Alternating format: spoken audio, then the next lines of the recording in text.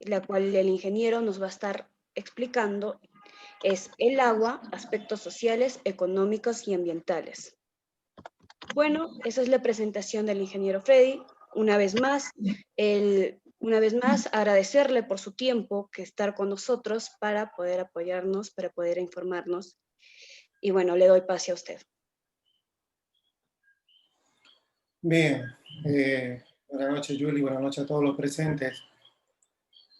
Pues agradezco, ¿verdad? Primeramente la invitación que me han hecho para compartirle algunas de las investigaciones que trabajo como parte también del querer saber de nuestra situación actual y de cómo podemos ayudar o trabajar para que muchas de las cosas que no se están haciendo correctamente, pues finalmente se logren hacer como se debe, porque el futuro depende mucho de nuestras acciones de hoy y es importante tomar acción sobre estas en el tiempo adecuado. Decidí presentar esta charla y titularla El agua, aspectos sociales, económicos y ambientales, porque el agua es un elemento tan común, tan cotidiano, ¿verdad? Para nosotros, pero que es un elemento muy preciado para otros pueblos, para otros países. Y nosotros, no, que tenemos acceso al agua, no la valoramos como tal. Entonces, quería presentarles esta charla con la intención de que conozcamos más la realidad con respecto a este recurso. Y pues, si tengo, aunque tengo ya permiso para poder compartir, voy a empezar con la presentación. No sin antes aclarar un poquito a Julie. Mi formación es matemático, soy matemático realmente. Eh, Luego hice una maestría en ingeniería de computadoras y ahora estoy haciendo un doctorado en finanzas. Así que no soy ingeniero. Pero pues nada, vamos a empezar entonces. Permítanme aquí.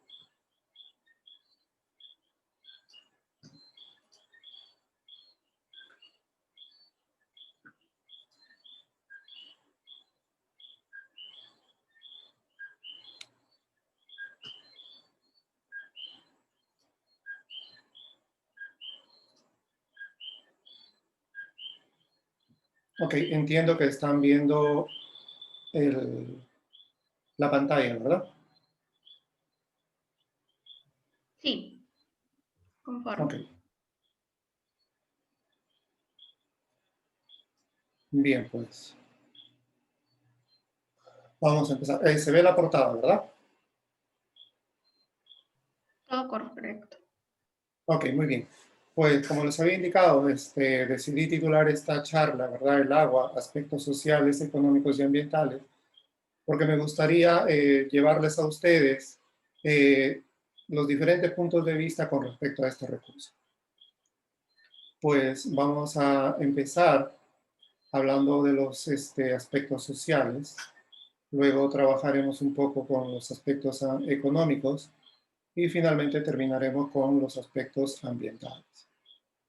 Eh, Dentro de los aspectos sociales, el agua impacta mucho a la sociedad y se ha tratado de regular, ¿verdad? Y de darle una importancia legislativa al agua.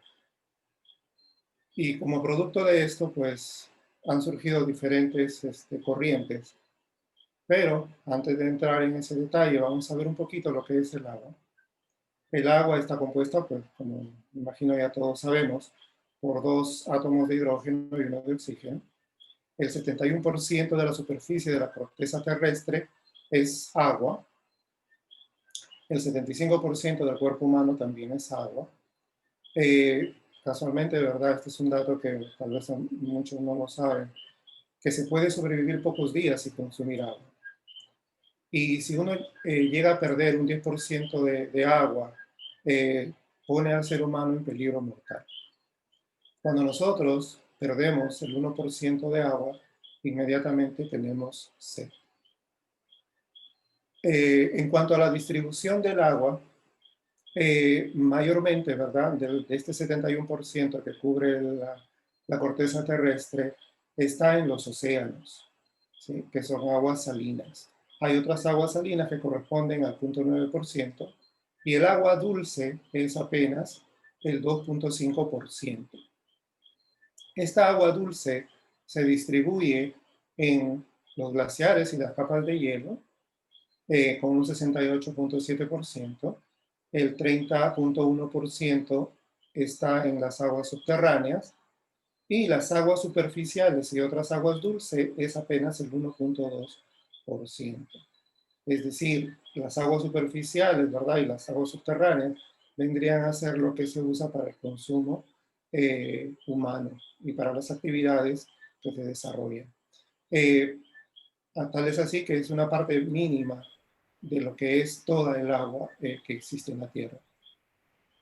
Dentro de las aguas superficiales, pues lo podemos dividir también en el 69% está en el hielo de la superficie, los lagos tienen un 20%, la atmósfera es de un 3%, los seres vivos, 0.26%, los ríos, 0.49%, pantanos y marismas, 2.6%, y la humedad del suelo, que es de 3.8%.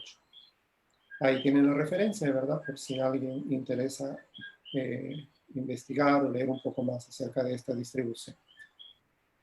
Bien, como les decía, se ha tratado de legislar el agua y en el primer documento que se emite por la ONU empieza con esta frase, ¿no? Dice, el agua es la esencia de la vida.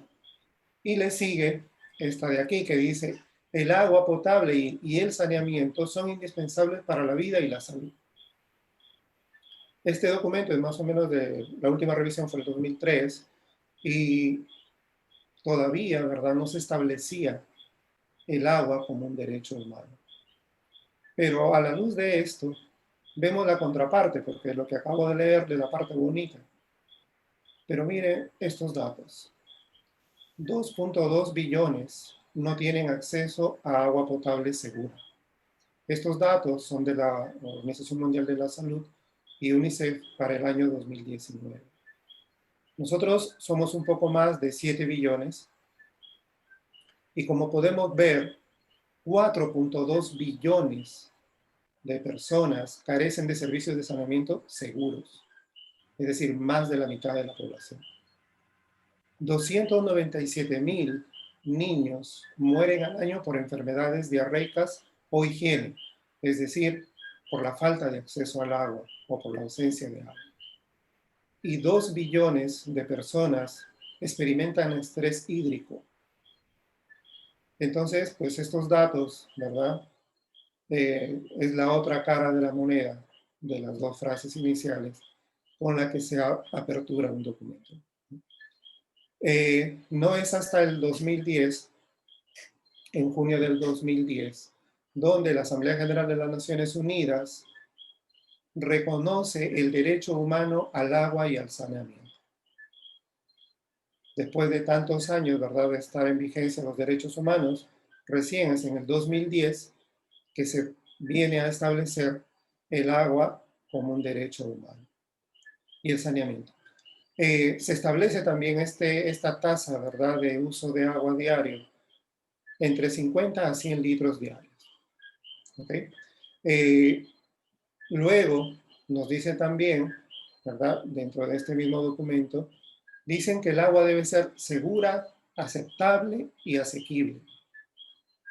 Hasta aquí, todo bien. Pero esta parte que se lee aquí, que es parte también de este documento, establece que el costo no debe exceder al 3% del ingreso familiar. Eso es lo que establece. Hay personas que viven con menos de $1 al día y el agua, pues, cuesta mucho más, ¿verdad? Entonces, no hay una, digamos, una aplicación de este derecho de forma correcta, ¿no? Por otro lado, también establece que la fuente de agua no debe estar a más de 1000 metros del hogar. Se sabe, ¿verdad?, que en muchos lugares de Perú y en otros, y en África y en otros países, las personas tienen que caminar largas distancias para poder conseguir agua. Y consiguen agua de manantiales o de ríos o de alguna otra fuente, y es un agua no tratada. Entonces, estas personas, su derecho humano al agua y al saneamiento está siendo violentado cada día. En el Perú, recién en junio del 2017, se establece, mediante una ley de reforma constitucional, el artículo 7A. El artículo 7A me dice que el Estado reconoce el derecho de toda persona a acceder de forma progresiva y universal al agua potable. Esta frase o esta oración y la siguiente son tomadas como una copia literal del primer documento de la ONU del 2003. Luego establece que el Estado promueve el manejo sostenible del agua. Veamos por partes. Cuando se dice acceder de forma progresiva al agua, lo que está haciendo aquí el Estado es limpiarse las manos. ¿Por qué? Porque no me está garantizando a mí un acceso al agua. Si una comunidad reclamase, ¿verdad?, su acceso al agua, le van a traer este artículo y le van a decir, aquí dice acceder de forma progresiva. Es decir, espere su turno para cuando el Estado decida potabilizar el agua y llevarla a menos de 1000 metros de distancia de su hogar. Por otro lado, establece y dice que el Estado garantiza este derecho priorizando el uso, priorizando el consumo humano sobre otros usos. Veamos qué es lo que pasa con esta parte. En la ley número 3640 del 2017, se establece que se debe regular la conservación y protección de las cabeceras de cuenca. Sale esta ley y entonces se le encarga a Lana que elabore el marco metodológico de los criterios técnicos para identificar, delimitar y zonificar una cabecera de cuenca.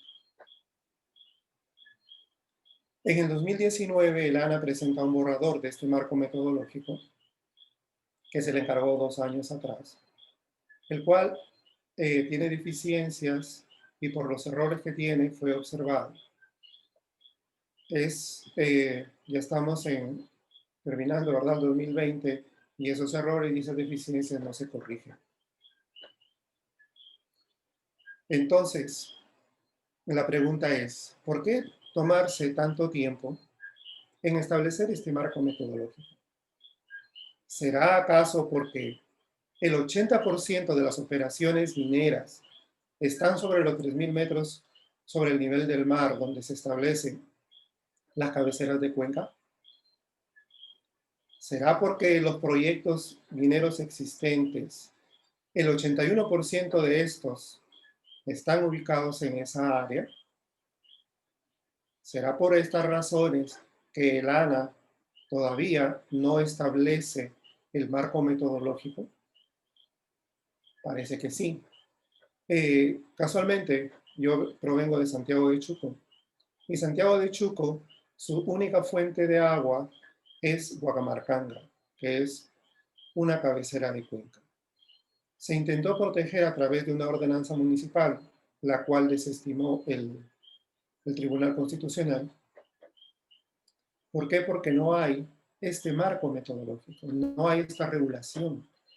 Y así como Santiago de Chuco, muchos otros pueblos terminan estando vulnerables ante esta situación. ¿Por qué? Porque no se ha hecho la delimitación correcta de este marco metodológico. Y ante la ausencia de esto, pues las empresas mineras tienen carta abierta para seguir operando en estas zonas y sometiendo cada vez mayor cantidad de proyectos para poder explotar mineral allí.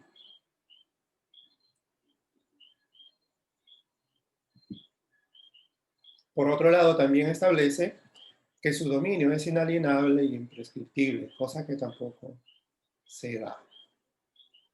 En cuanto a los recursos hídricos, la ley de recursos hídricos establece también, ¿verdad?, que el agua constituye el patrimonio de la nación, que el dominio sobre ella es inalienable e imprescriptible. Es una copia literal de la oración anterior que está en el artículo 7A.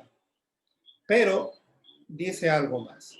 Dice, es un bien de uso público y su administración solo puede ser otorgada y ejercida en armonía con el bien común, la protección ambiental y el interés nacional. Aquí cerca, ¿verdad?, cerca de Trujillo, tenemos el río Moche completamente contaminado.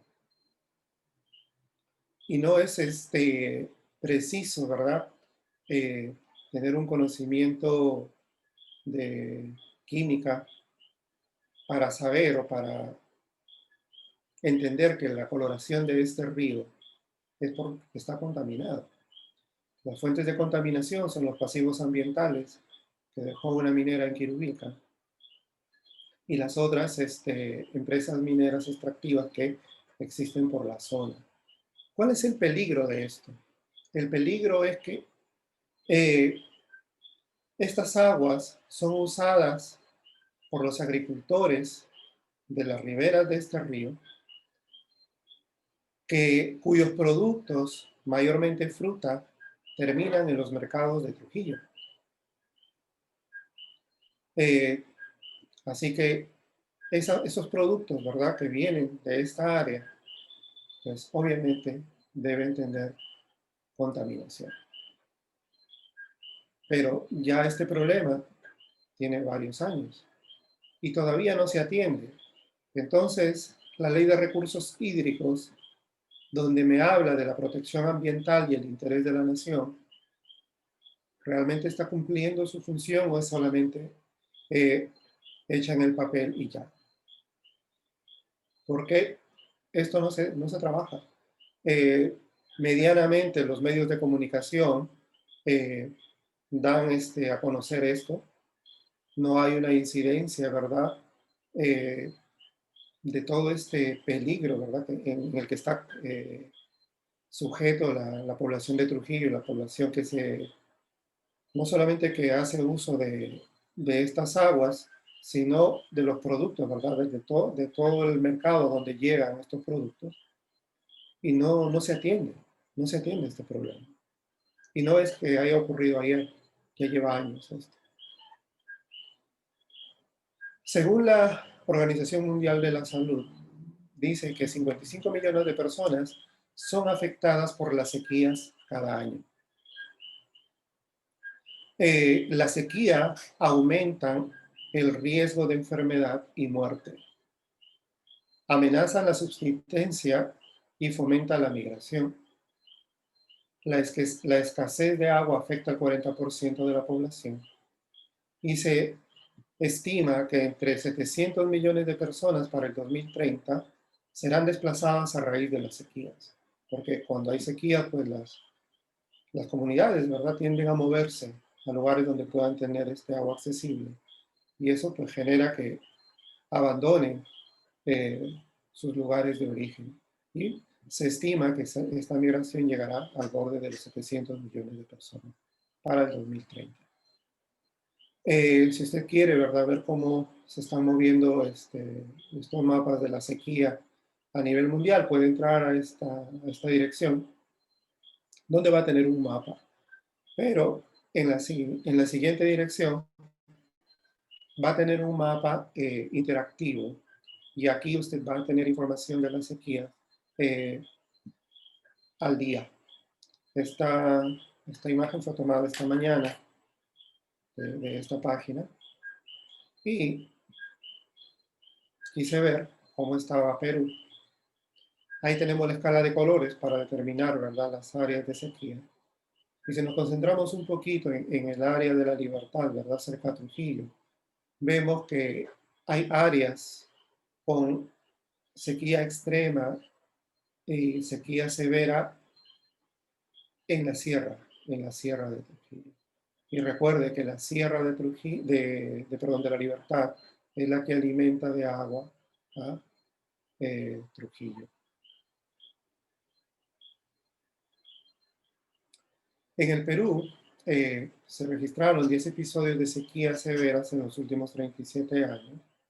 En el 92 hubo la sequía más severa, tanto que afectó a 16 departamentos. Y los pronósticos para el 2021, esto fue un gráfico elaborado por el Senami este año, y la parte color ladrillo es las zonas que se verán afectadas por la sequía, esta es la parte norte nada más, donde va a haber un déficit de lluvias hasta el verano del 2021. 4.5 millones de personas estarán en riesgo. Estos son pronósticos hechos por Senami. 729 establecimientos de salud serán afectados. ¿Por qué? Porque la falta de agua impacta estos centros de salud porque no hay una higiene. Por lo tanto, pues se van a ver afectados. Pone en riesgo a las personas porque al no tener agua, no tienen cómo lavar sus alimentos, cómo cocinarlos, cómo tener una buena higiene. Y ahora, mucho más, ¿verdad? Porque mucho se nos habla en la televisión de que tenemos que lavarnos las manos constantemente, tenemos que tener mucho cuidado con la higiene, que regresando a casa hay que bañarnos, en fin, una serie de medidas que no se toman en cuenta este problema. No se toma en cuenta el hecho de que hay personas que no tienen acceso, como muchos de nosotros podemos tener al agua, ¿sí? Pero sin embargo, ¿verdad? Lo inundamos con propaganda, pidiéndole que sea responsable, que se lave las manos, en fin, que tome una serie de medidas, cuando hay un problema subyacente mucho más grande que ese. Pues ahora vamos a pasar a los aspectos económicos. Aquí vamos a empezar primero con una definición de lo que es escasez en economía. Y la escasez resulta del desbalance, ¿verdad? O la diferencia que hay entre las necesidades humanas y los recursos disponibles. Nosotros nos vamos a concentrar en el agua, ¿sí? ¿Por qué? Porque ese es el recurso disponible que vamos a tratar, ¿no? Y que está en escasez. Por un lado, tenemos que las necesidades humanas son ilimitadas, pero los recursos disponibles son limitados. Es así que es bien complicado poder llegar a un equilibrio con estas dos situaciones, ¿verdad? Con las necesidades humanas y los recursos disponibles. La ley de oferta y demanda, ¿verdad? Estos son los gráficos para los que han visto lo que es la ley de oferta y demanda. Se presentan tres situaciones. Una de ellas es cuando hay exceso de oferta. La otra es cuando hay un equilibrio. El punto de intersección de estas dos líneas es el punto de equilibrio. Y el exceso de demanda, que lo que genera es una escasez, que es nuestro caso, porque hay un exceso de demanda. La población demanda mucho más agua de lo que hay. Entonces, esta diferencia pues determina económicamente una escasez. Observemos este gráfico aquí. Cuando hay un exceso de demanda, como en el caso del gráfico, donde Q2 es la cantidad demandada y Q1 es la cantidad de oferta, se fija un precio, ese precio que está con P asterisco. Pero para poder, obviamente este es un caso simplificado, ¿verdad?, de la economía, pero para poder regular este mercado, ocurre que se mueven estas curvas de tal forma que se llegue al precio de equilibrio. Es decir, en este caso, pues el precio va a aumentar, ¿sí?, para poder llegar a un equilibrio. Pero en nuestro caso particular del agua, al ser un producto cuya oferta es mucho más baja, tenemos este gráfico. ¿Por qué? Porque la oferta no es tan alta de agua, hay escasez.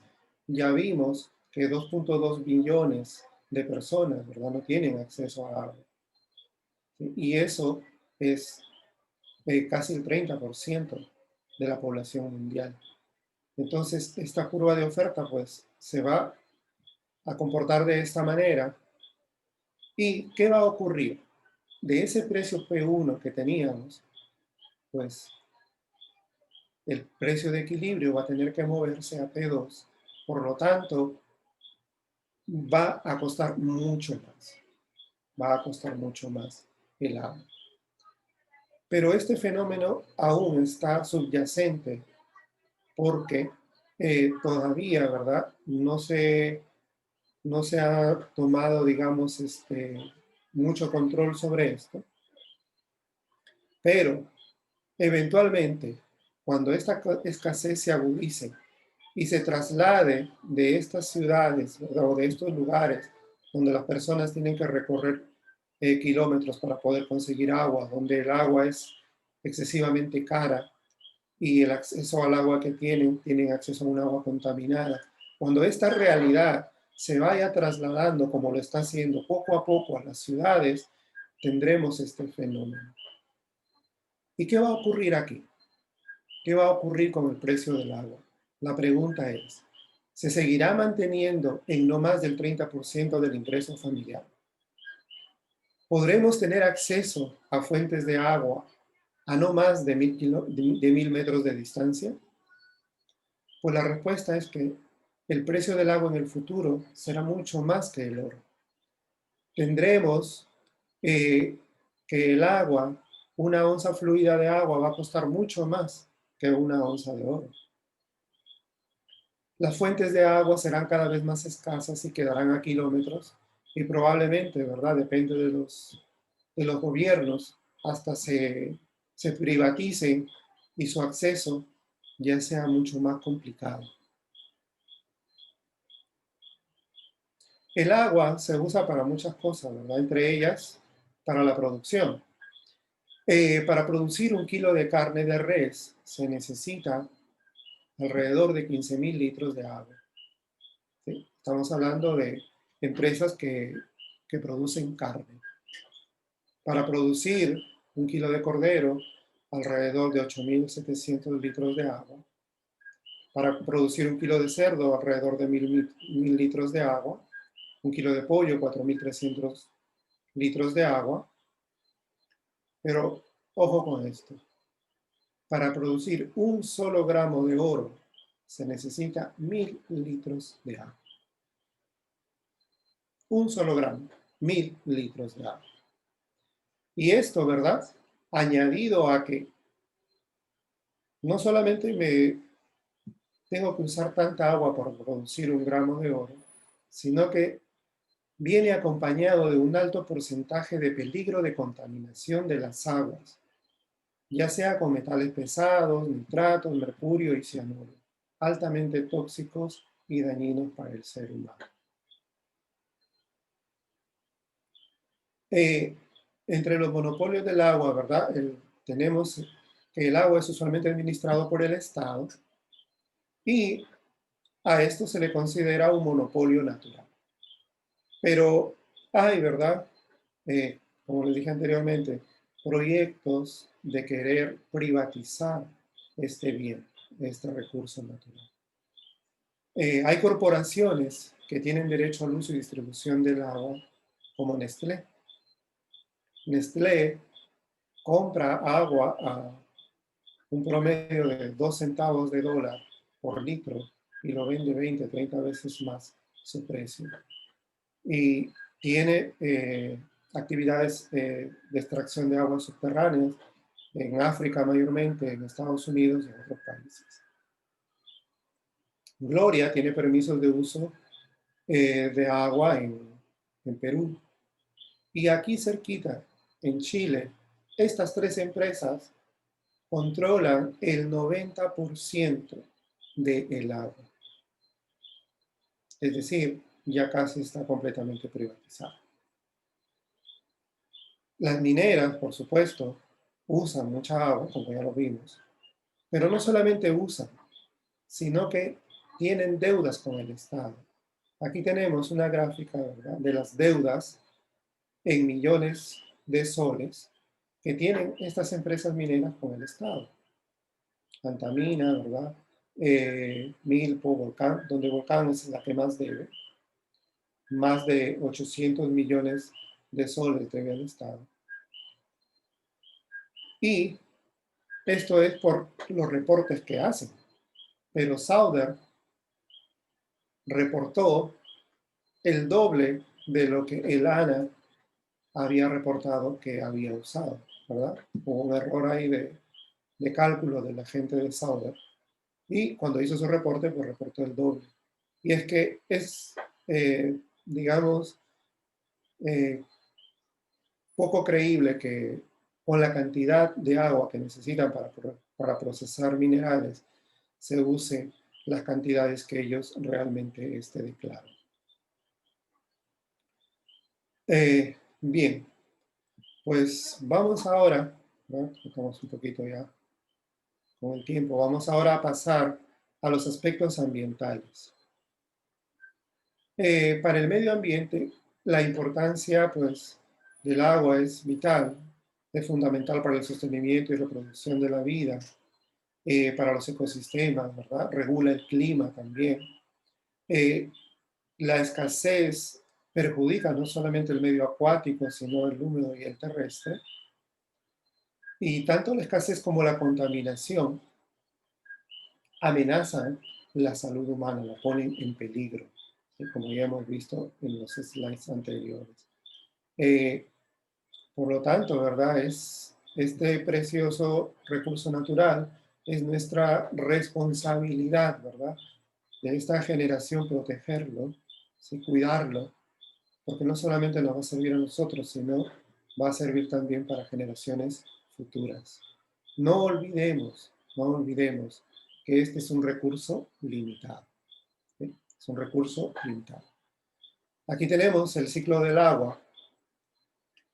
Podemos ver que las escorrentías llegan al mar a través, ¿verdad?, de los ríos y de las aguas subterráneas. Una vez en el mar, por un proceso de evaporación y condensación, y acompañado de procesos de sublimación y evapotranspiración, se forman las nubes, hay precipitaciones, estas precipitaciones, ¿verdad?, discurren por el suelo terrestre y algunas se acumulan, ¿verdad?, en forma de hielo y nieve en los cerros. Y el ciclo pues vuelve otra vez a continuar, llegan a los ríos, a los lagos, y esto pues es un sistema que se da a través del tiempo. Veamos un poquito aquí este ranking de los ríos más contaminados. Puse solamente 3, ¿verdad? Porque hay más.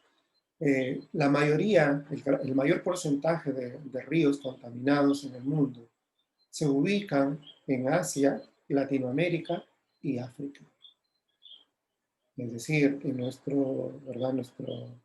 En Perú tenemos una cantidad de ríos contaminados. Ya vimos el río Moche, en Lima tenemos el río Rímac, en fin, una serie de ríos en el sur. Hay muchos ríos contaminados también. Pero el río más contaminado está en el Tíbet, es el río Slavin, cuya contaminación es mayormente por basura y desechos que arrojan al río. Lo mismo que en el río La Plata, que está en las fronteras de Argentina y Uruguay, que se forma por 2 ríos que vienen uno de Brasil y otro de Paraguay. Y el río Danubio, que es el tercero más contaminado. Este río pasa por alrededor de 10 países y su contaminación es básicamente por componentes químicos. ¿Sí? Las empresas pues contaminan, ¿verdad?, sin ningún miramiento este río. Dentro de los países que más contaminan los océanos, tenemos a China en primer lugar. Estas medidas son en millones de toneladas métricas anuales. China tira al mar alrededor de 8.8 millones de toneladas métricas al año. Le sigue Indonesia, Filipinas y un país latinoamericano, bueno, de América del Sur, Brasil, tiene 1.5 millones de toneladas métricas que desecha al mar. Hace un tiempo, unas fotos satelitales permitieron identificar estas 5 islas, realmente son islas, estos números, donde tenemos, según el orden, ¿verdad? Es la mayor cantidad de acumulación de basura en el mar. Ahí tenemos, ¿verdad? En el número 1, que es en el Pacífico Norte, en el número 2, que es en el Océano Índico, el número 3, que es en el Océano Pacífico Sur. Y como podemos ver, está casi frente, ¿verdad?, a las costas de Perú. El Océano 4, el Atlántico Sur, y el 5, que es el Atlántico Norte.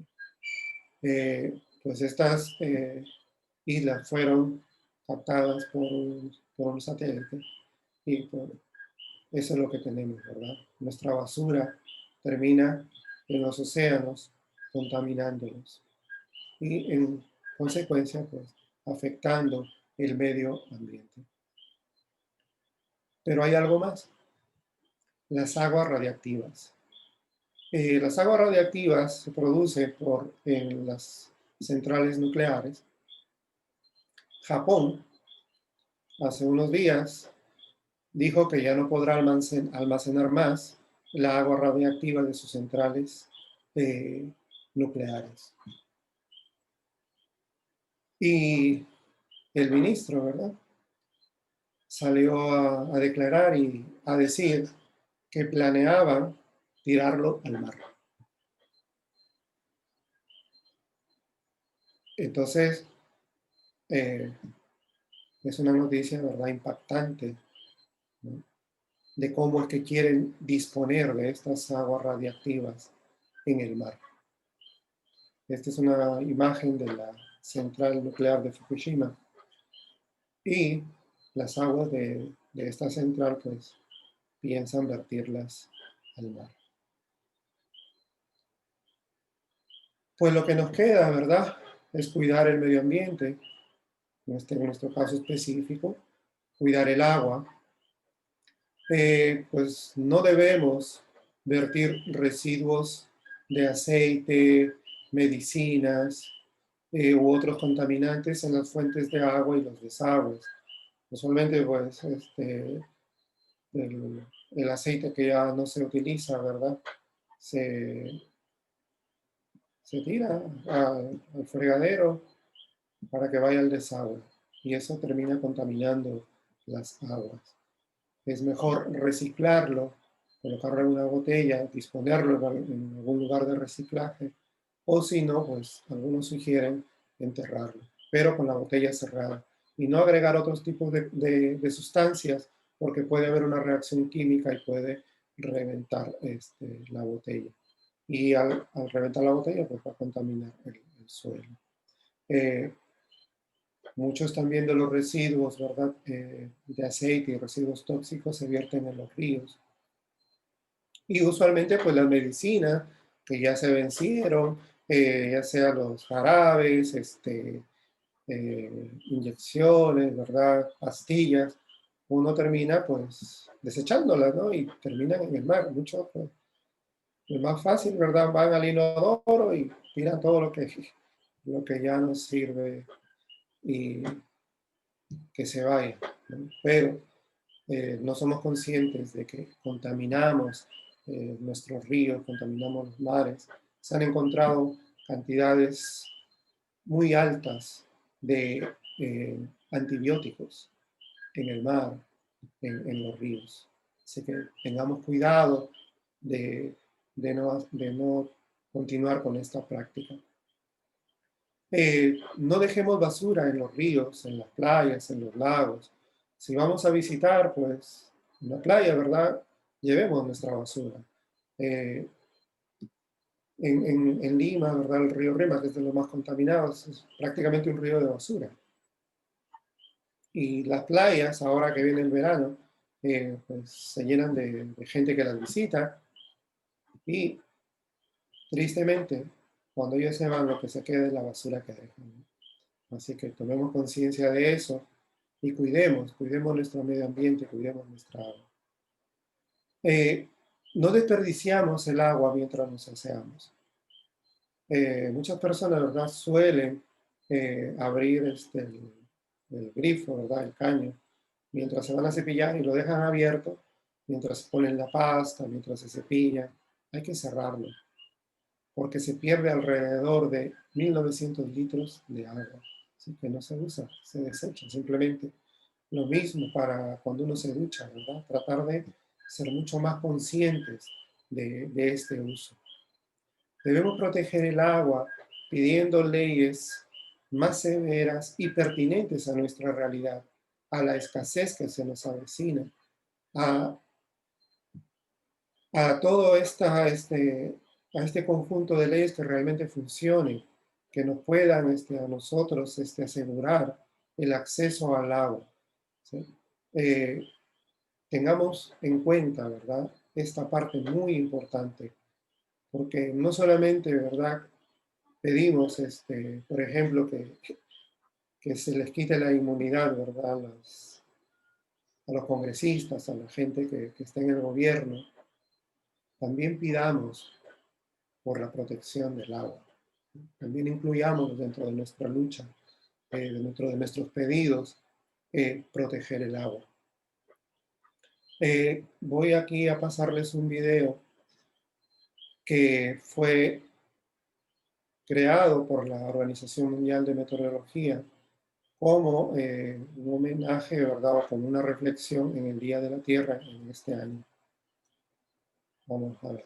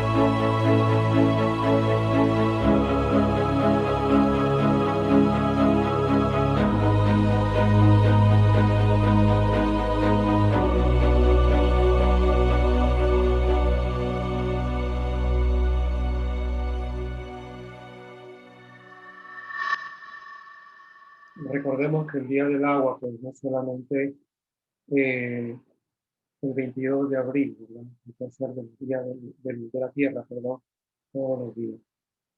Aquí tengo unas curiosidades que quiero compartirles con ustedes. Y la primera es, ¿saben por qué el agua caliente congela más rápido que el agua fría?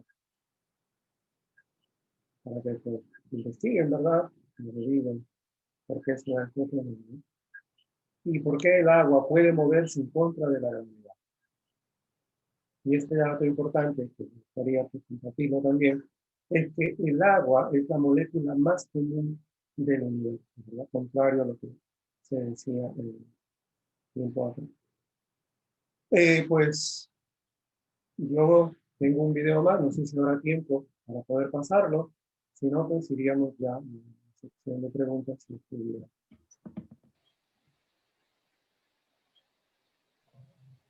Sí, puede compartirlo. Ok, perfecto.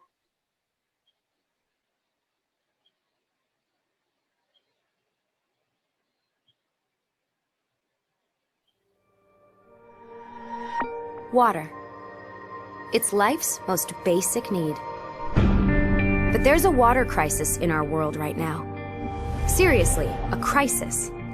Nearly 1 billion people live without clean drinking water. It's happening all over the world, especially in developing areas of sub-Saharan Africa, Southeast Asia, and Latin America. It's a water crisis because it starts with water. But water affects everything.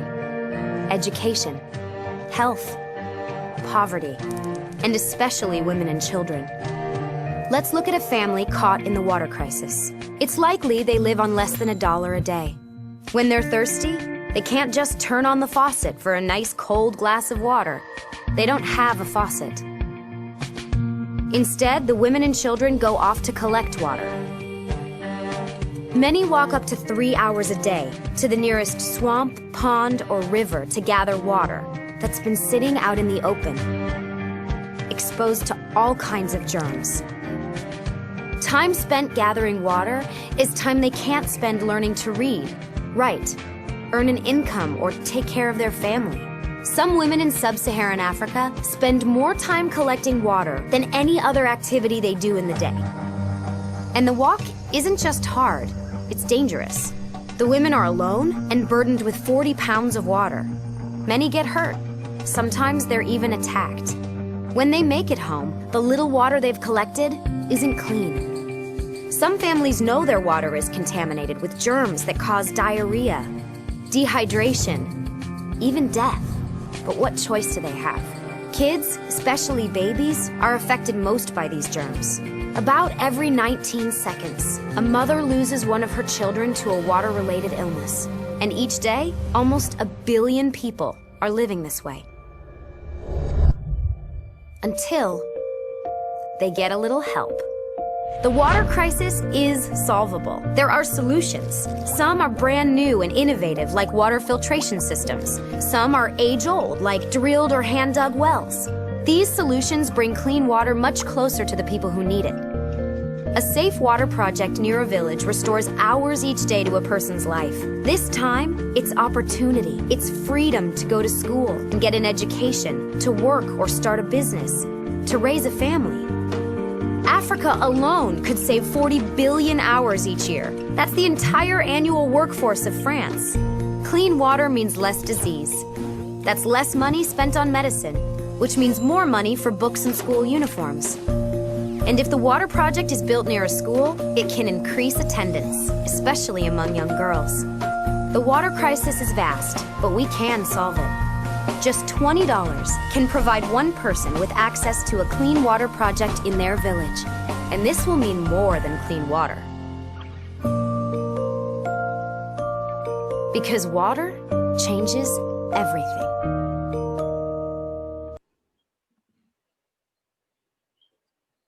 Bien, pues como dijo al final, ¿verdad? El agua cambia todo, ¿no? Con acceso al agua, pues hay más salud, hay más oportunidades de poder educarse, porque los niños, las madres van a emplear menos tiempo para poder recolectar agua y poder dedicar ese tiempo pues, a actividades como la educación, ¿verdad? Así que pues es tiempo de tomar conciencia y si existiera alguna pregunta, alguna duda, pues aquí estoy para responder. Sí, bueno, agradecerle a usted por dar esta conferencia. Sí, le invitamos a todos los presentes, a todos los participantes, si tienen alguna pregunta, como dijo, lo pueden escribir por el chat, o si alguien quiere preguntar, normal, puede preguntar.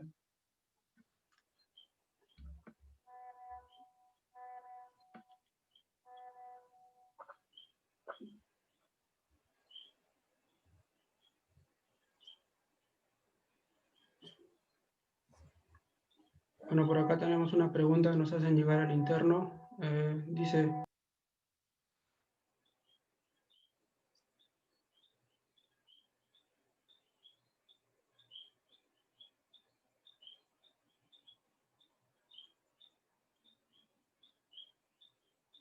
Estoy leyendo una pregunta que pusieron en el chat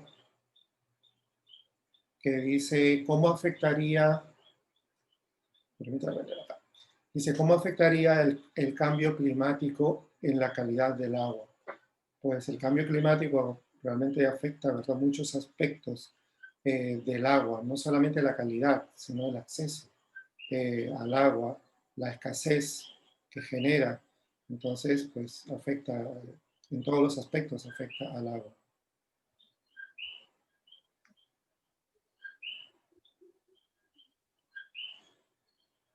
Tenemos otra Sí, pregunta Ron, por acá. Dice sí. ¿se llegará a terminar el agua algún día en el planeta? Bueno, o sea, hay mucha agua, pero lo que se va a terminar es realmente el agua que pueda ser de consumo humano, ¿sí? Hay muchos proyectos que se quieren desalinizar, por ejemplo, la agua de mar, pero el problema es que es muy costoso desalinizar las aguas de mar. Entonces, por eso no han tenido eh, digamos, muy buenos resultados, ¿no? Porque las empresas lo que buscan finalmente es ganancia, ¿no? Y no les es muy rentable desalinizar agua en estas alturas, ¿no? Entonces, respondiendo a Ronald, dice, se podría considerar el agua como un sistema vivo, por lo tanto, sujeta a derechos y así reconocido constitucionalmente. Yo creo que ese sería un buen punto, ¿verdad? Que se podría llevar cuando pues, se tenga que trabajar sobre esta ley. Y sí, considerar al agua, ¿verdad? Como un sistema vivo y que tenga pues, sus propios derechos como un ser humano, ¿no? De hecho, no solamente al agua, al mismo medio ambiente. Pues las sequías lamentablemente se estiman, ¿verdad?, que continúen y se agudicen cada vez más. Entonces, o sea, cada vez el acceso al agua pues, va a ser más limitado.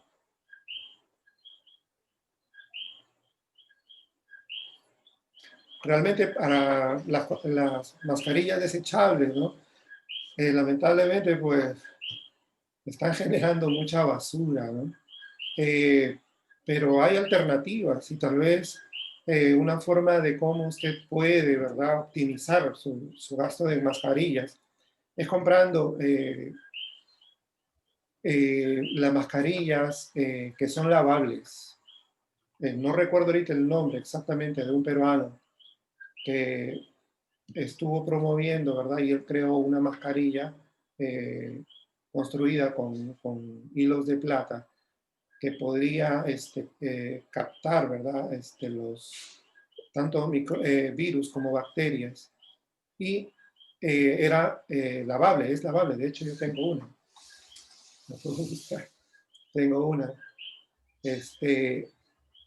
Y a la larga es mucho más barato, porque yo no sé cuánto está una mascarilla en Perú. Entiendo que tal vez puede estar $1, perdón, $1 o $2, no tengo idea. Pero esta mascarilla cuesta 125 soles, pero tiene un promedio de vida de 6 meses. Es decir, si yo me compro esta mascarilla, ahorro, ¿verdad? Porque recuerde que las mascarillas quirúrgicas o las celestitas que uno compra son de un solo uso, entonces tiene que pues, uno desechar una cada día. Entonces, imagínense, 6 meses son 180 soles, frente a una mascarilla que le cuesta 125, pues está ahorrando.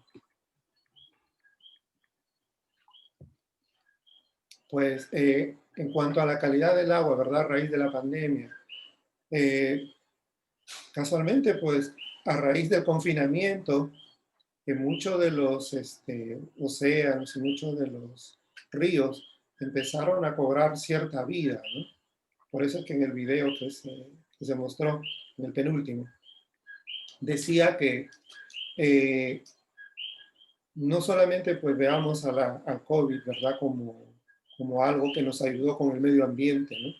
O sea, no lo responsabilicemos tal vez o le pongamos toda la carga, sino que debemos actuar todos, ¿no? En este caso, por ejemplo, ya lo acaban de decir, el desechar las mascarillas, ¿verdad? Es un elemento contaminante, no solamente del medio ambiente, del agua, ¿no? Tirarlos eh, en los ríos o en las playas donde van. Entonces, pues va a contaminar, ¿no? Va a contaminar. Tenemos otra aquí que dice, ¿cuáles serían las propuestas para restaurar los ecosistemas? Pues hay muchas propuestas, ¿no? Desde un planteamiento legal hasta una actividad individual, una responsabilidad individual que tenemos que asumir todos frente a este gran problema. Porque, pues lamentablemente, no somos conscientes de que el agua es un bien preciado y muchas veces, pues, lo usamos, lo mal usamos y no preveemos el futuro, ¿sí? De hecho, por ejemplo, valga la redundancia de volver a comentarles una realidad, ¿verdad?, de Santiago de Chuco. No cuenta con agua potable, ¿sí? Cuenta con cañerías, pero no cuenta con agua potable. Y ahora se está sufriendo ya la escasez de agua, porque pues antes había agua más horas al día y ahora apenas solamente 2. Entonces, parte no solamente de establecer leyes, ¿verdad?, que realmente protejan, sino también parte del trabajo que tenemos que hacer de modo personal para poder ayudar a nuestro medio ambiente, ¿no? Y apoyar proyectos ecoamigables que van a ayudar realmente a nuestra vida finalmente, ¿no? Porque el agua es vida.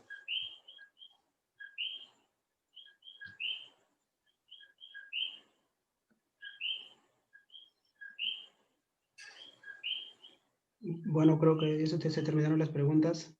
Ahora le voy a dar pase a mi compañera Leilani para que dé el cierre de la conferencia. Okay. Bien, buenas noches con todos los presentes. Finalizando esta fructífera conferencia, quiero agradecer infinitamente al ponente Freddy Pérez Ramírez, un paisano santiaguino que no escatimó en su tiempo cuando se lo pedimos que volcara sus conocimientos a favor de todas las personas que estuvimos presentes en esta conferencia, que desde ya el tema tratado es de interés común de toda una nación. Gracias totales a quienes mostraron interés por el tema y espero haya sido de gran beneficio. Ojalá en algún momento volvamos a encontrarnos para compartir lo aprendido esta noche. Bien, pues muchas gracias, ¿verdad?, por la invitación, y si a alguien interesa la referencia, pues, o la presentación, pues yo se lo puedo hacer llegar. Así que muy agradecido por la invitación y a la orden para cuando pues necesiten algún otro tipo de presentación, pues estoy llano a colaborar con ustedes. Muchas gracias. Gracias. Gracias.